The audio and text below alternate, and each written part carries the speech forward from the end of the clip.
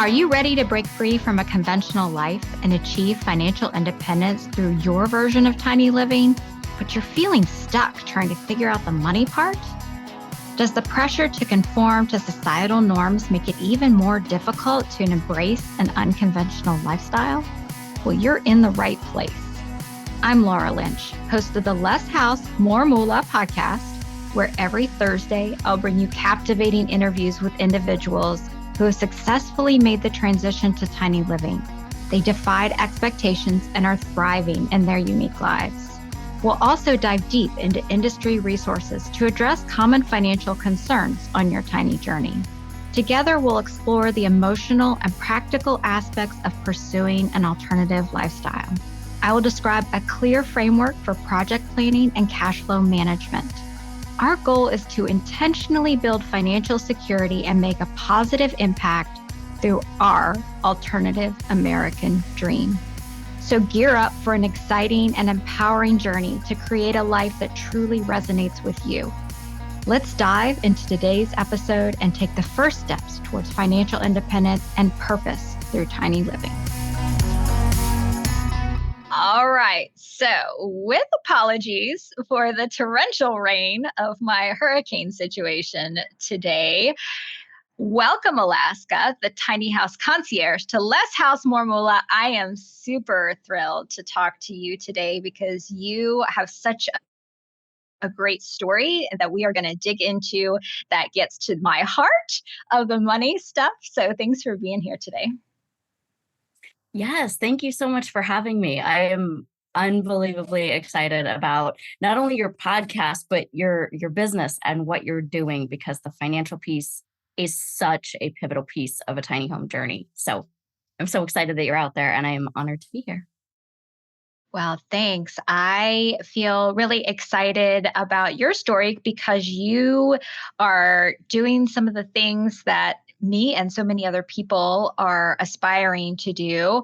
And that is building a life around what is most important to you. And we're going to get to that in a second because I really honed in very quickly on your statement around your values, which is something I've talked about before.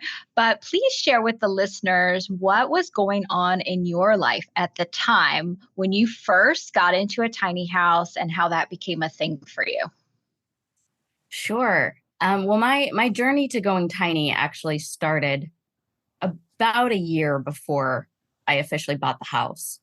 And at that time, absolutely nothing in my life was working. Life was a mess. Life was a mess. To paint you a picture, I had been in a relationship almost 10 years. I call it a marriage because I had a ring. We lived together. That's that was our understanding of each other. I was living in Orange County, California, where, as you know, housing prices are very, very expensive. I was living in an apartment with my then fiance. We were, my half of the rent took 56% of my take home pay. I was making about $15 an hour working at a gym, and I wanted to be a writer. I wanted to live a beautiful life.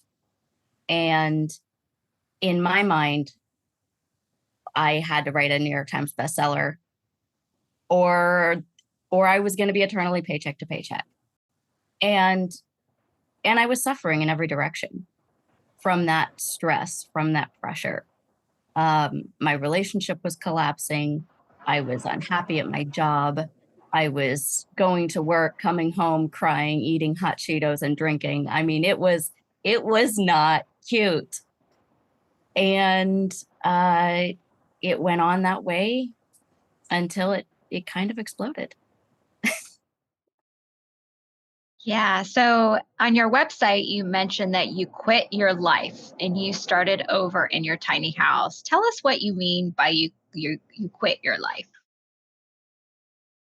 Yeah. So I use that phrase because I think it's the fastest, most succinct way of explaining how like decisively I acted and took it apart. we think our lives are so cemented. We think that they're permanent. We go to work, we look at our house, our spouse, our job, and it feels, or at least it felt for me, I felt stuck. I wanted more. I wanted to keep growing, and I couldn't figure out how. And that pressure of repeating that same day over and over and over, and realizing that it was a matter of time before I was in a lot of trouble. If as soon as I needed a new car or broke a limb or needed a surgery or had a wedding or something, a good opportunity come my way that maybe cost money, um, I was done. I was making it work, but I just barely. And I was realizing that vulnerability, um, and that in that process, I kind of snapped is the best way to put it. I knew I couldn't go on any longer. I knew something had to change. And so it was a matter of a few weeks, a month or two, like somewhere in that range of time, that I just quit everything. I quit my job. I ended my marriage. I walked away from my new real estate business. I put my stuff in storage. I moved to Alaska, back to Alaska. I'm legal name, also from there. And I started over and completely from scratch. I needed a new everything. And there's more that happened after that led me to a tiny house. But to answer your question, that's what I mean by quit my life, quit my job, my business, my marriage, my location, left my friends, and started over with a clean slate. Yeah. Yeah, I did something similar, but it was different in that I was sort of hoisted out of my life at one point in my first marriage. You know, when someone presents you with that, that paperwork, you get sort of hoisted out of all of your expectations and everything that you saw in your future. And there's a difference there between someone making that decision for you and you making that decision. So, how did that feel for you to take that control and quit your life and each one of those parts of that? I'm sure that there was some grieving, but also some victory in that. So, share with us how that felt for you. Sure. It it was both. It was both. It was absolutely ending that relationship is absolutely the hardest thing I have ever done in my entire life. Taking the things off of the wall, packing them up, um, it is gut wrenching. I mean, I was not okay. Um, I'm still processing that. It's been 3 years. Yes, I was the one that made the decision. But I also didn't get there alone, and in a sense, that person's life stayed the same, in many ways. Same apartment, same friends, same, my life was completely upended. And the chaos and the free fall that came after that, um, has been scary, has been hard to navigate. I definitely don't recommend people go quitting their lives. The Tiny House Concierge did not say that. This is not advice. Um, it's just what needed to happen in my specific situation, and I don't regret it. I absolutely don't regret it. I remember somebody telling me around that time, "Your new life is going to cost you your old one." And that sentence has come back to me over and over and over again. Was it worth it? Absolutely. Was it painful? To the nth degree. I am still working through, some of the trauma of a break that sudden and that extreme. It's really only now. I think people, they see on Instagram, me and my tiny house, I'm happy, and that's true. Um, it's also true that in the background I have a personal life, and that is healing that intensity of a shift is still happening. I think it's starting to happen faster, and I can feel kind of my new life taking root on another level, which I'm really excited about. But yes, it was wonderful. It was painful. It was all the things. Yeah, I appreciate that you bring that both and together because that's life, right? We can, both feel completely destroyed and feel excited about the future, maybe a little bit in the same body.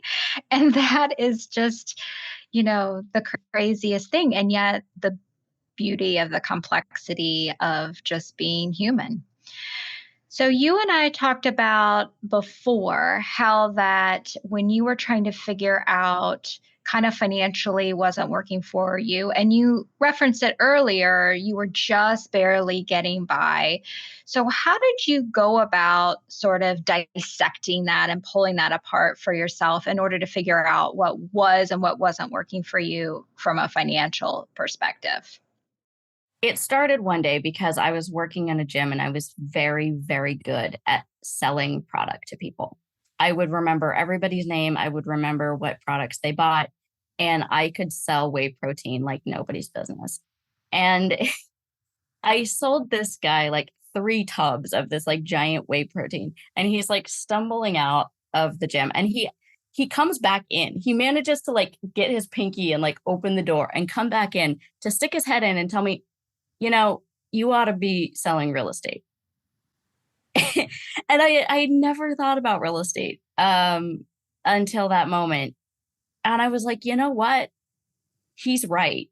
And I thought about it a little bit more, and I was like, well, that would be a higher price point thing I could sell. And it might provide a little more lifestyle flexibility and freedom and all those things that are deeply important to me. And maybe kind of get me out of this, I have to write a New York Times bestseller or never retire pressure that I was feeling. And I was like, all right, let's dive into real estate. So I got a real estate license. I immediately start working in a multi-million-dollar market. And I'm realizing both the problem with the housing markets as I see it. And I'm bringing this up to my coworkers and to lenders and to anybody else in the industry. And they all kind of look at me like they don't know what I'm talking about. And I'm like, I'm starting to put together that as somebody who makes $15 an hour, but has no debt, I'm actually more financially solvent than some of these people I'm selling multi-million-dollar homes to. And I'm seeing the house as this central piece around which people are focusing their time, their money, their energy, and ultimately the direction of their lives. I saw so many people who had a good chunk of change one minute go buy a house in Southern California, furnish it on credit, buy a car on credit that looks nice in their new driveway, have a wedding, have a baby. And I'm like, oh, the level of debt that people were taking on. I was starting to like panic because I would be working with buyers, and I'm not supposed to give financial advice. I'm a real estate agent, but I'm like, are you sure? Like I would be asking buyers, like, are you sure you want to do this? And I'm supposed to be selling these homes, and I'm just like, oh my God.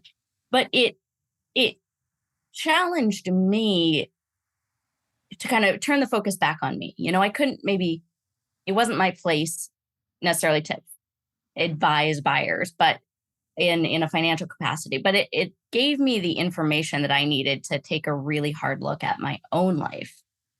And that sent me on a deep dive of examining my expenses and my housing and my life goals. And so, yeah, it was really real estate that brought housing, life goals and expenses to my attention.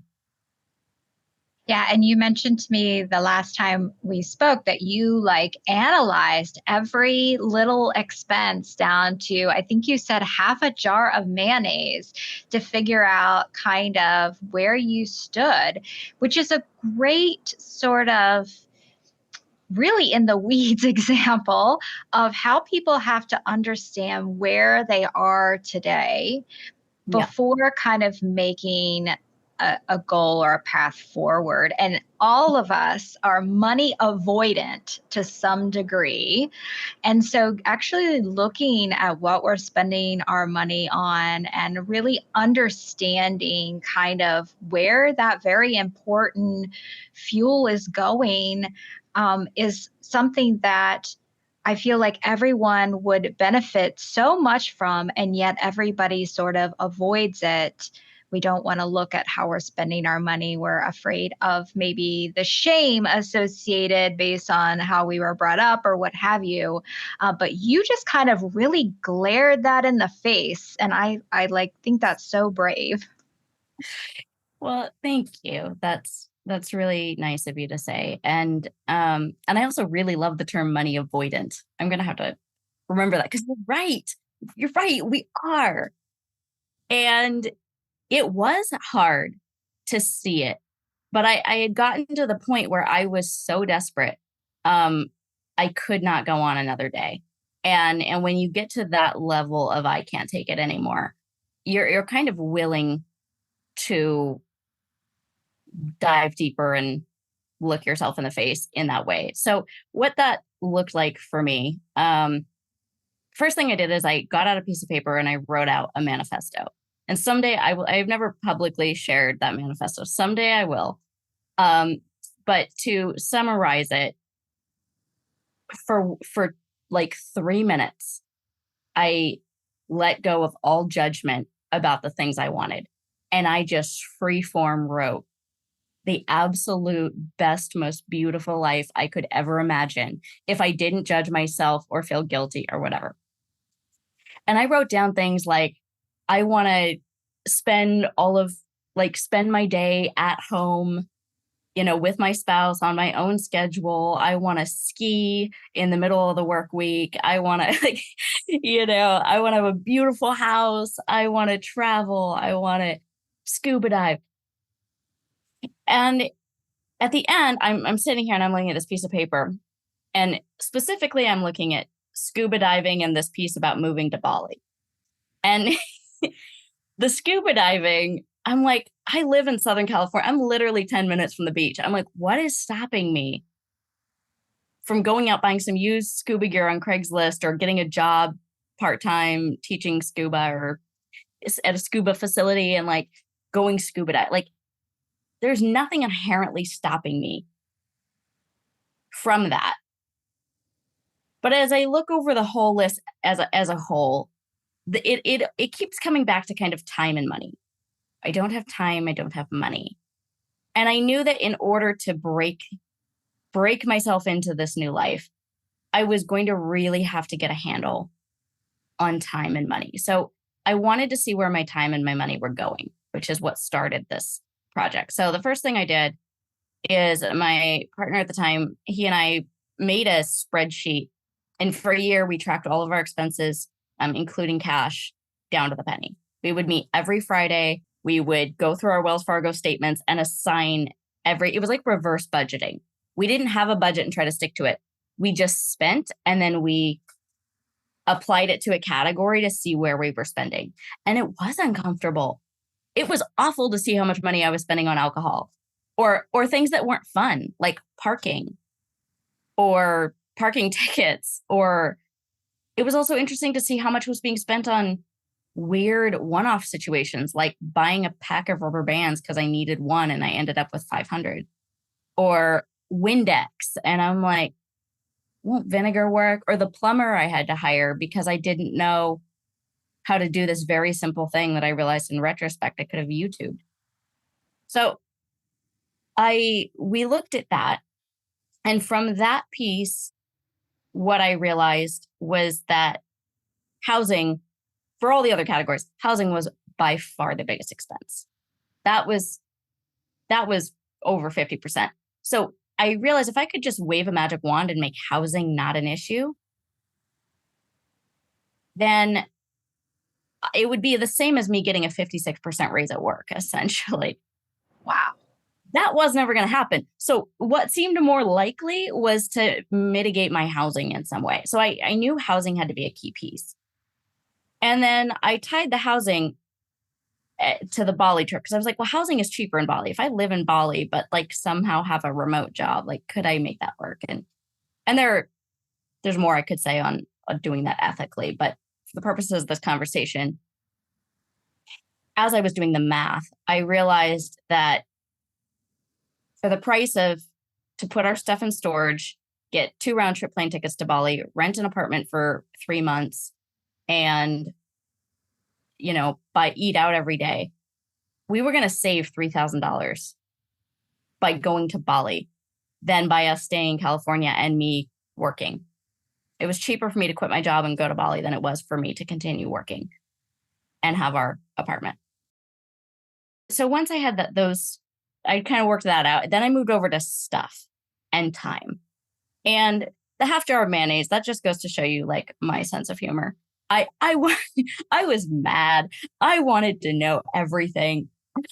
I knew that a half-eaten jar of mayonnaise probably wasn't going to amount to much, but I was pissed and I wanted to see it written down. So I started a spreadsheet and I just put everything I possibly could into the category. And I did my best to remember like how it came into my life, how much it cost to come into my life, and what the current resale value was.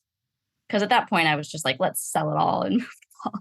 And then with time, I started just setting my timer on my phone in increments and writing down everything I did in that 1 hour or whatever, just to see how I was physically spending my time. A lot of it was at work, and a lot of it was recovering from work in ways that weren't productive. So watching TV, again, hot Cheetos and drinking, doing mindless things because I didn't have the energy to do something more interesting. Yeah, that's so interesting. I think that one of the key pieces of that is not necessarily the exact value that maybe you came to at the bottom of that spreadsheet of what your, net worth of all of your stuff was, but the process of reframing. And I love that reframing around if you could wave a wand on the housing thing, right? It would be like getting a 50%, 56% raise at work. For most people, when you go through a mortgage application or whatever, they want to see you in the, 30% range of your income spent on housing. And there are a lot of statistics out that now show that people are spending closer to 40. And I think that's even before taxes, insurance, and maintenance are thrown into that equation, which really starts to push you up into 50. For our listeners to imagine their life where they could get a 40% pay raise, right? That is a major reframing of the housing cost because it's just so habituated in our lives. Like we're so used to doing it, we don't even really think about it. But that's huge. It does buy a lot of time, and it does buy a lot more decision-making autonomy, right? Because when you don't have that pressure of that 50%, half of every work day, half of every work week, half of every work month is spent just on your roof, then what else? How can you retool your life to be in more alignment with what is most important to you and buy the time you need in order to do things that are more meaningful than just getting your paycheck? So you mentioned to me earlier, and I keep referring our earlier conversation, which after we talked last time, I was like, we should have recorded that. But anyway, you mentioned to me that the two things that were really driving you forward were a sort of leaning into simplicity and adventure. And so would you tell us kind of when did you come to that realization that those things were important to you and how they informed your move into tiny living? Sure. Actually, I have to clarify something that happened. So initially, I would have said health, writing, and adventure were kind of the three things that I was aiming to build around. And when you and I were talking in that conversation, you said simplicity. And I opened my mouth to correct that simplicity was not an initial, like a goal of mine. But as soon as I did, I was like, I don't think that's true. I think she's right. Simplicity is one of my deep core values. I'm like, I value that so much. Unstructured time and simplicity. I was like, I'm just not gonna say anything. She's right. So yes, simplicity is absolutely in there. So you're asking how did I come to those core values? Yes. Like, when did you realize you had core values and how did you use them? Yeah, a large part of it was that manifesto. But I think looking back even further, I had moments where I was already starting to lean that direction. I remember feeling very, very like spiritually connected to summer vacation as a kid. Like when that freedom, that feeling of limitlessness, that feeling of of relief, of being able to follow your curiosity, of having time to sit, to enjoy. To me, I think there's a lot of people who look at that as shameful, for like taking time off, not wanting to work, whatever. To me, that's the deepest possible gratitude. I think we are so lucky to get this opportunity to be here on this planet for this event called life, and so to work so hard, go so fast, be so like have blinders on and go through it is, to me, devastating. And I wanted, as a kid and as a teenager, I wanted somehow to have that time and space in my adult life to feel that same feeling I got on summer vacation. And I remember telling myself, in middle school and high school, I just have to get through school and then I will be free. And did I tell you the story about the career aptitude test? No. Oh, okay. Can I Yes. add this here? Because I think this is relevant. I'll make it a quick story. So I was in high school and they handed out in English class one period a career aptitude test. And remember, I had been in my mind, as soon as school was over, that's when my free life could begin. That's when my time would belong to me. And I'm looking at this career aptitude test and my soul absolutely goes through the floor, because this is the moment that I realized, and I don't know why it took me this long, but that's the moment I realized that school is preparing me for a job. And as soon as I get that job, forget free time. There's going to be no summer vacation at all. The work days are going to be longer than the school days. And I am going to spend most of my adult life indoors, behind a desk, working for someone else on their schedule in exchange for crappy health insurance. Can we say that? Less than favorable health insurance. And maybe not be able to retire anyway. And I was just devastated. And I had one thought that came to me, which was maybe I could live a really interesting life and tell people about it. It was a single sentence, came through my head. I didn't know what that meant. Anyway, I filled out the application. I was supposed to be a data systems analyst for an HR company. Get him a Tiny House Concierge. Yes, I love that.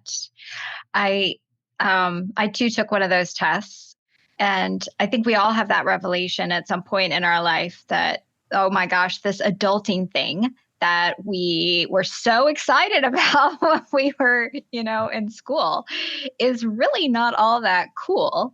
And so then we start living for Fridays. And then we get the sad Sundays, or whatever the, expression is now, where everybody, loses their entire Sunday to dreading Monday. And basically everybody is living a 1 day a week life. So they're living, right, 1/7 of their life is actually in some way tied to who they really are as people.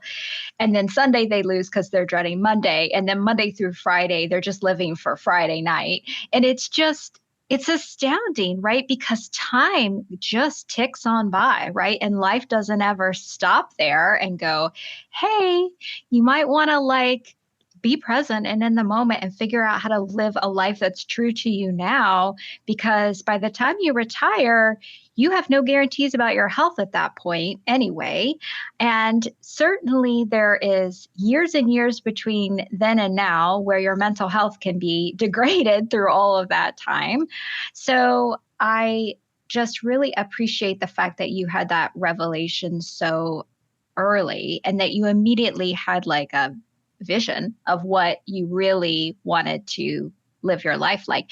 That one sentence, maybe I could live a life that was interesting. Do you live that life now? I do. And I'm so excited about it. It's still evolving. I think I've started on this adventure. This very much feels like the beginning. I very much feel like my life started when I quit. The day that I quit, that's the day that I was born in many senses of the word. And so I still feel like a baby in this adventure. Like I'm like, oh my God, this is so much fun. I'm having the best time. I am grateful for it. But yes, it's still shaping, it's still forming. I have to say, I love, I'm gonna have to make myself a little cheat sheet of all these like little gems that you keep adding. Living one day a week like gave me goosebumps. So, you also proclaim on your website that you are a forever millennial.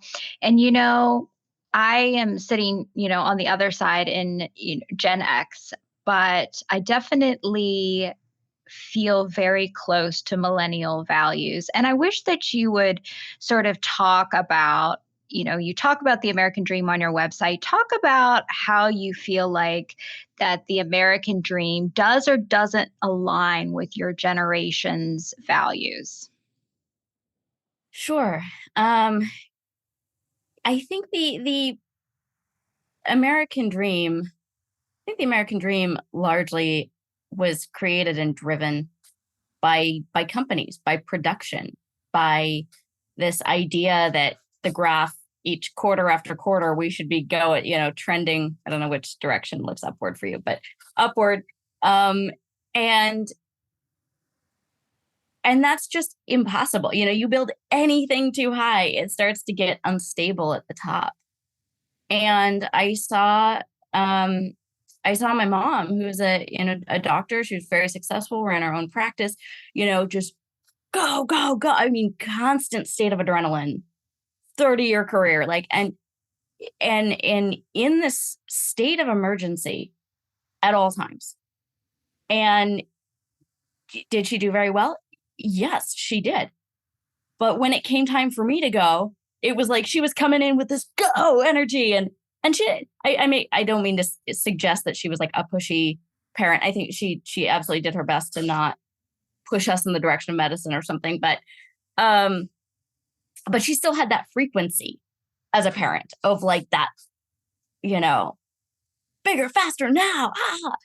And it was like, I feel like my generation is like, when an explosion happens and you can't hear anything.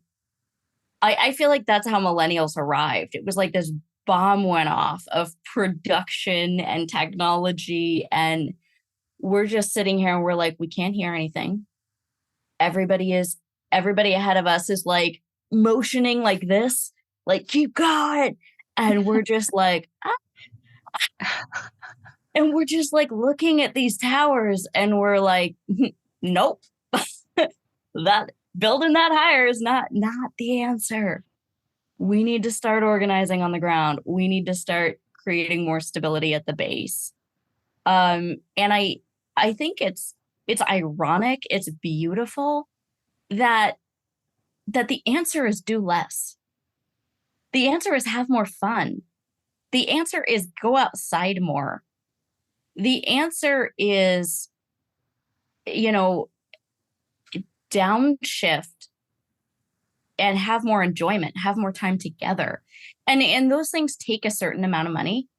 There's definitely, you know, financial considerations there, privilege considerations there. That's going to be easier for certain people than other people to make that transition. It's not always easy to just do less. Not everybody can do that, or do that equally.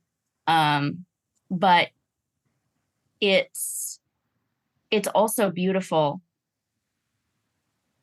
that the answer is quietness, is togetherness, is doing things for ourselves, is living a life that is more tangible and more saturated. And to go back to your question about values, that's one of the things that I really wanted in my tiny house lifestyle, besides writing, health, and adventure, was that feeling of saturation, that feeling of a day well lived.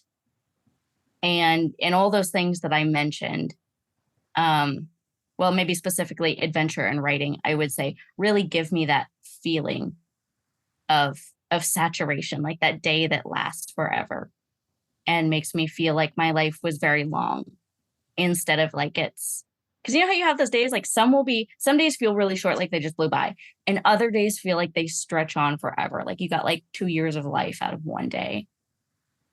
And I like to help people figure out how to have that really, really, really long day. That's beautiful. That gives me chills. Everybody, is so focused on, those experiences. And I've heard people talk about it as the perfect day. I've never heard it framed as a long day. And I do think that there are those days that just feel like I packed a few days into one day, because maybe I got to move between different flow tasks that are really, really enjoyable to me. And when I got to move between those, I feel like I packed so much of myself, my passion, my flow into that one day. And so it does seem to go on forever. That's a beautiful visual too. So when you think about kind of the American dream, which, I've called things like 2.5 kids, big house, big mortgage, corporate ladder until you retire, how can we within the tiny living community and those that are wanting to join this community start to sort of change the expectation for people living today and for the next generations about what you're supposed to strive for, right? Because I feel like that this is still so indoctrinated just in the air that we breathe. People just, they come out and they understand that they have to go to college and they have to get a career and they have to buy a house and they have to get married and they have to have 2.5 kids, right? So how do we start to influence and say there are other ways to live? And you can pick your own priorities and you can pick your own life. You don't have to follow this prescription, because I do feel like it is still ingrained. Do you feel like it's not quite as ingrained in your generation? And what are your thoughts on that? I think people are starting to question it more. I think millennials seeing people, in their mid 70s that cannot retire, not even close, still working. I think that's starting to wake us up and have us realize that, oh, this path that I've been promised, like the end goal that I've been promised is not coming. I need to take things into my own hands. I think we're starting to wake up for sure. I think when it comes to choosing values and goals and like things that you want to build your life around, unfortunately, I think a lot of people are just moving so fast that they haven't gotten the opportunity to sit quietly and have a cup of coffee and think about it. And for all the things that growing up a little more affluently has brought me, I would say one of the most important things is that there were times in my life that I was an adult and did not have to immediately worry about my food, my shelter, my medical. Like I could sit for a period of time and just think about the world. And I think a lot of people just don't get that opportunity. They got to go to work. They're, like you said, they're living one day a week. It's hurry up and relax. And so they don't do that. And so I would say, to the degree that you can, know that that's a thing. To the degree that you can, please carve out some time. Even if you have to set a timer on your phone and sit down for 30 minutes and look out the window, just do whatever you can to think, what are the times in my life that I have felt the most alive? What are the times in my life where that day feels like the perfect day? What was happening? What was I doing?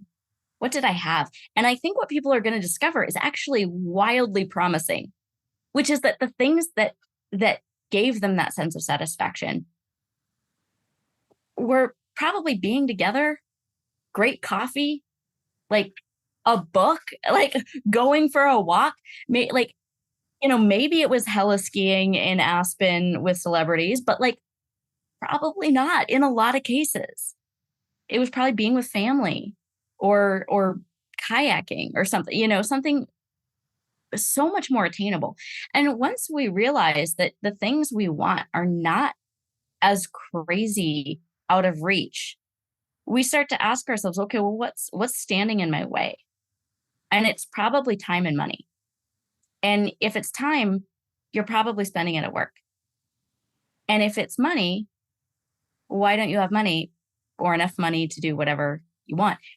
And it's probably because you are spending your money on housing. And if you're at work for time, why are you going to work? To get money. Why do you need the money? To get housing. It can be drawn back to how housing is the biggest power play you have in terms of changing direction. I like to tell people, if housing is your biggest expense, that is your greatest opportunity to change your life. Dang. Stop talking there for emphasis. Yeah. I mean, that's it, right? And it's not just the expense too. It is the debt and the risk, right? So when you were talking about those folks that you were helping when you were a realtor, right? Mm-hmm. When you leverage yourself that extensively, meaning that you're borrowing other people's money to create your lifestyle and that you owe those other people, the bank, the mortgage company, whomever, then you're at risk, right? You're how many paychecks away from being without a roof at all? And this is a real threat that I think that we forget about a little bit from the Great Recession, because a lot of people lost their home during that time, and it's been a while. And the reality is that's a huge risk to leverage yourself. And why do we get leveraged that way? Because it's so easy, and the path to how to complete the paperwork, and you get the lender, and all these people are supporting you on this journey to leveraging the heck out of yourself because they all get paid along the way. And so I think that the expense, but also the risk. And so having an opportunity to have your roof in a debt-free way peels off that expense, but it also peels off that risk that can weigh so heavily on us and put us in a position where we could potentially be without a roof at all, if something were to go bad in our lives. And I think that psychological weight is just really impactful. At least it has been to me. So you have been able to help people make this transition, right? You're the Tiny House Concierge. You help people make this transition. You point them in all the right directions, give them, consulting to get on their way. What are some of the great, anonymous stories that you have of how people have changed their life financially and otherwise by making this change? Yes. Well, I think the biggest thing is what you is very much in alignment with what you were just saying about debt and stress. The number one reason people come to me is because they want more affordable lives, and in many cases, debt-free lives. Their number two reason is always simplicity. But financial freedom, or freedom from the financial debt load and stress burden, is 100% reason number one across the board. And I think that we don't I think people don't fully understand the level of stress and anxiety that being in debt causes them, or that having not owning their roof causes them. When you own a tiny home, that is a structure that you own. And that gives, I think, people a lot of peace of mind. And so I see a lot of tiny homeowners, and I think the the the data as far as tiny home, statistics and data for anything in the tiny home industry at this stage, I think is wildly rough. A lot of us are not reporting information because we've been living under the radar. So I think it'll be a while longer before we can get like any valuable stats. But I say very quickly, I see people being struck by tiny house magic. I think that's the best way to say it. I can see weight lifted. I can see their heart opening up. I can see their interests coming back. I can see their joy, like the color coming back into their faces. Their sense of pride, of ownership, of feeling safe, of feeling in control. And that happens from many different aspects. It happens from owning the structure. It happens from not bleeding out in rent anymore. It happens because it's a level of debt that they feel like they could conceivably pay off in a reasonable amount of time. It happens simply because of the size of the structure. It happens because the level of chaos and consumerism must stop. The house now puts boundaries where before there were not boundaries. It happens because with this small space, I have a lot of people, and myself included, it feels safe. We feel cozy and cared for. And I think a lot of people are like, don't you want a bigger house? I'm like, no. Have you ever read a book and lit a candle in here? Like, I'm never leaving. It's like a hermit crab shell. And so I would say the stress level and the revival of joy are probably the biggest markers. Amazing. Amazing. I hope that folks out there listening to this episode will, sort of aspire a little bit more and take a little step further down the journey, because certainly that all the things that we talked about, the reduced stress, coming back to joy, finding more time in your life, connecting with what's most important to you, your values, community, which I've talked with a lot of guests about, all these things adding up to just wellness for yourself. Absolutely. Yep. Wellness on a very holistic level. So before we wrap up, Alaska, please share with the listeners where they can find you and what you're doing and all the things. Sure. Well, I can be found at www.tinyhouseconcierge.com. If you just Google Alaska Tiny House Concierge, you'll probably find me. I help people navigate the process of going tiny. So if you're interested in tiny living and you're like, I don't know where to start, I'm overwhelmed, I don't want to get scammed, or what about insurance, or where do I find financing, or you feel overwhelmed by the process of figuring it all out, I use my real estate background and my experience of having done this before myself to help you hear out your vision and then point you in the right direction. So I do 15-minute consultations to see if I'm actually going to be a good fit for your situation. And I offer an hour-long consultation, or if you just want to build a recommendation, I can just give you that and send you on your way. So my ultimate goal is for people to have that depth of life and that joy and that saturation. But I understand that people don't have the luxury of getting there until we handle the logistical details. So I am a tiny house help desk. I help people go tiny. Awesome. Well, I really appreciate you being here and sharing your story and your perspective and, your motivation for others. So, Alaska, thank you for being here today. It was so great talking to you. Laura, this is the best. Thank you so much for having me. This was great. Well, that's it for today's episode of Less House, More Moolah. To access valuable financial tips and resources tailored to your tiny living journey, join our exclusive community at thetinyhouseadvisor.com.